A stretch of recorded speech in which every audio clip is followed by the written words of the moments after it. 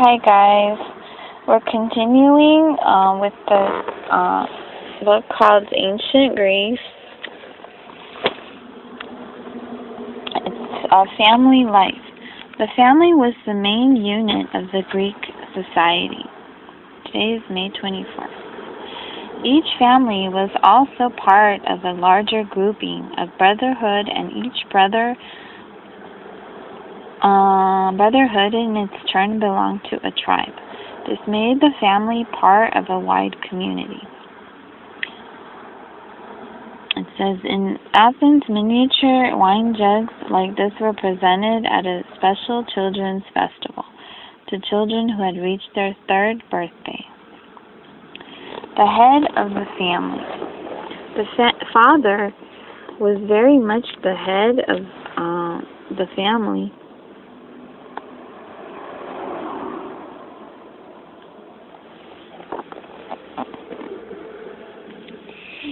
And when the child was born, the father had to acknowledge it. If he did not, it was left out on a hillside to die. The father was allowed to disinherit a son who behaved badly toward him, and was entitled to choose a husband for each of his daughters. The wife's role. A woman was controlled by her father before she was married, and by her husband after. And after the wife, however, she had full charge of household affairs, and was respected if she ran her home efficiently. Although women were excluded from public life, some probably talked to their husbands about business or politics. The Spartan King Leonidas, for example, once received a wax writing tablet without a message on it. He showed his wife Gorgo, who correctly guessed that the message was scratched on the wood under the wax, so that it would remain secret during its journey. This child's doll is made of terracotta. It was originally painted in bright colors, although most of the paint has now worn away. The doll has joints made of cord at the shoulders and knees so that its arms and legs can be moved. Kind of looks like a Ken Barbie. Children.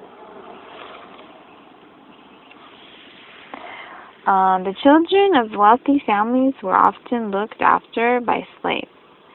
And so some Greek parents may not have had much direct contact with their sons and daughters. LOL.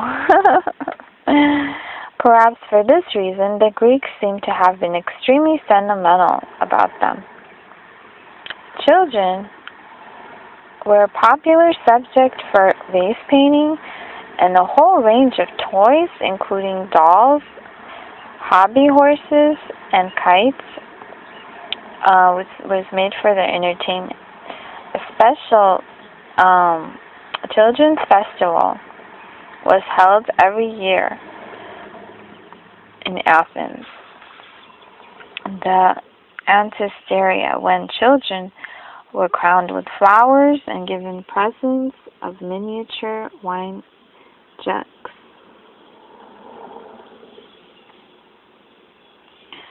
School days. Education in Athens differed for boys and girls. Girls were educated at home, but boys between the age of 6 and 14 went to school. The school day was long from sunrise to sunset, and there were no long vacations, although days off were allowed for festivals. Pupils learning reading, writing, and some arithmetic. Reading was taught through the works of the epic poets. Many pupils could recite the whole of Homer's great works, the Iliad and the Odyssey. Iliad and Odyssey, Odyssey. This was a great feat of memory since the two poems had a total of 26,000 lines. Reciting them aloud took a full 24 hours. Physical education was highly thought of, and training in the wrestling school was an important part of the school day. Both exercise and reciting poetry were accompanied by music, so learning to play the lyre and the double pipes was also part of a good education. Doing without the family. The Spartans were much more extreme in dealing with their children. Both boys and girls had to leave home at the age of 7 to live in the barracks, where all the emphasis was on physical training. They were kept hungry and encouraged to find their own food by stealing. If caught, they were beaten, not for stealing, but for being found out. A famous example of model behavior was that of the boy caught stealing a fox, who hid it under his cloak and allowed it to gnaw into his stomach, rather than be found out. In Athens, too, there was some military training. Young men of 18 did 2 years of service as the last stage of their education. But in Sparta, military training went on for life. Men could not marry until they were 30, and even then they lived in barracks rather than with their wives. Sparta went further than most societies have ever done toward abolishing the family altogether. Oh, wow. That's amazing. I did not know that. Okay. Greek husbands did not spend much time with their families. Instead, they worked, shopped, served on juries, or gossiped with their friends for most of the day. That's what it says.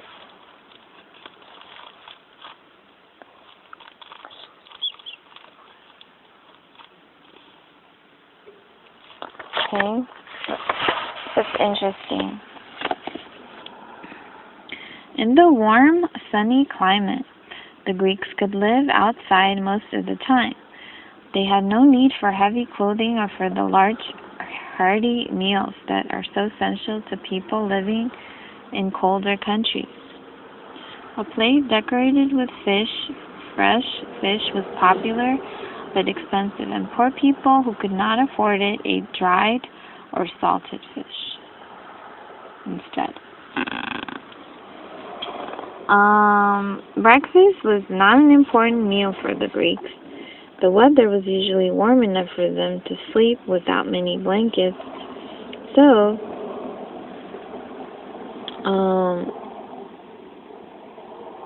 what do you call it? They could just roll out of bed and be ready for the day. Greek clothing was very simple. Men, women, and children all wore a chiton, a rectangular piece of material with holes for the head and arms. Young men and children wore knee-length chitons. Women and older men wore them rather longer. Although it was considered showy to let a chiton tail on the ground.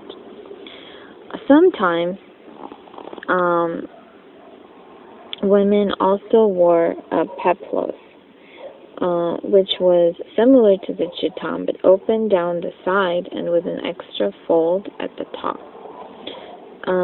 Peplos. And then outside in colder weather,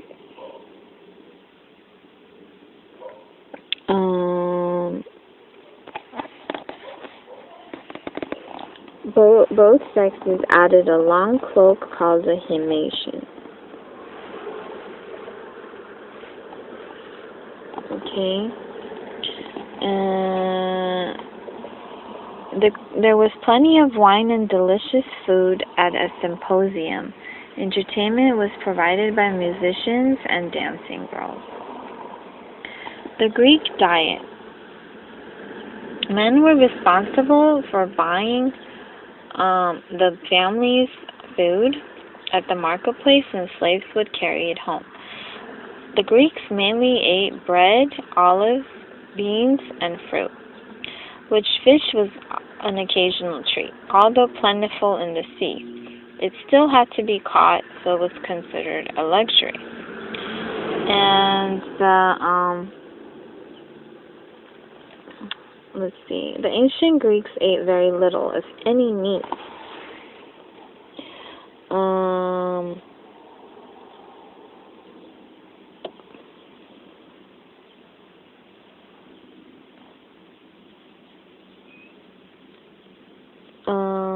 In Sparta, the diet was even more basic, and luxuries were unheard of. After eating at the public mess in Sparta, one visitor remarked, "Now I know why the Spartans do not fear death."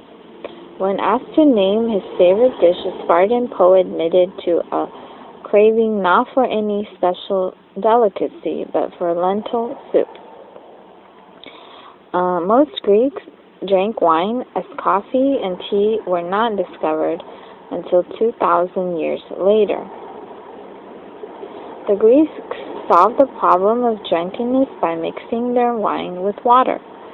One reason Greek pots came in so many different shapes was to cater to the complicated business of storing, pouring, and diluting wine to make it the right strength. A drinking party. For special occasions, Greek food was more elaborate, and parties were very popular. Even a Spartan, the poet Alcman, Alcman,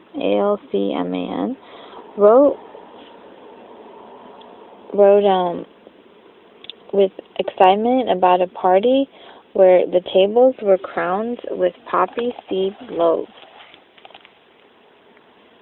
and linseed and sesame, and among the cups, dishes of honey cake. The party or symposium took place in the andron, the men's area of the house. Only men were invited, and wives and daughters were kept a safe distance. A wedding procession. Notice the musicians and dancers on the neck of the vase. The bride and groom ride in a wedding wagon to the husband's home. Okay, wedding procession.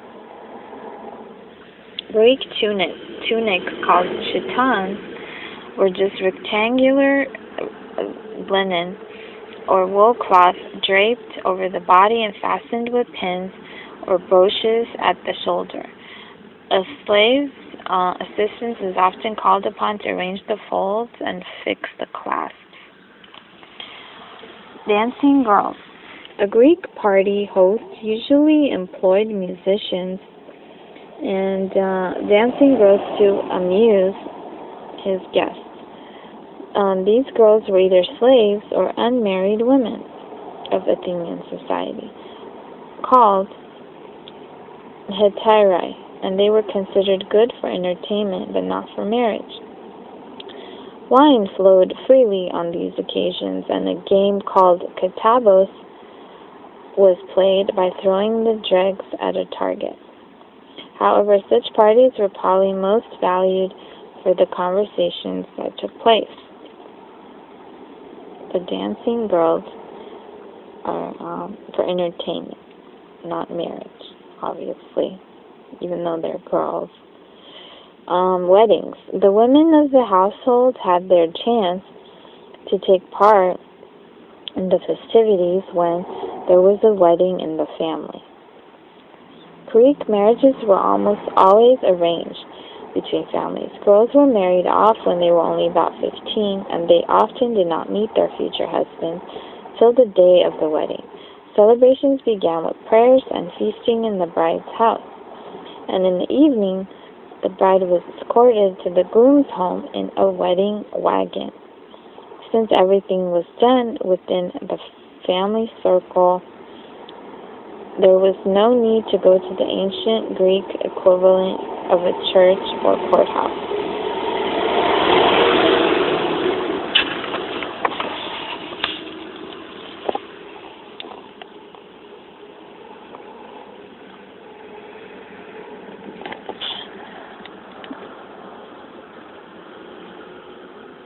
Greek houses. Terracotta models similar to this one of a table loaded with pottery were often buried in graves with their dead owners. This terracotta model shows a woman bathing. Rich people had their own bathrooms, while poor people bathed in large pots.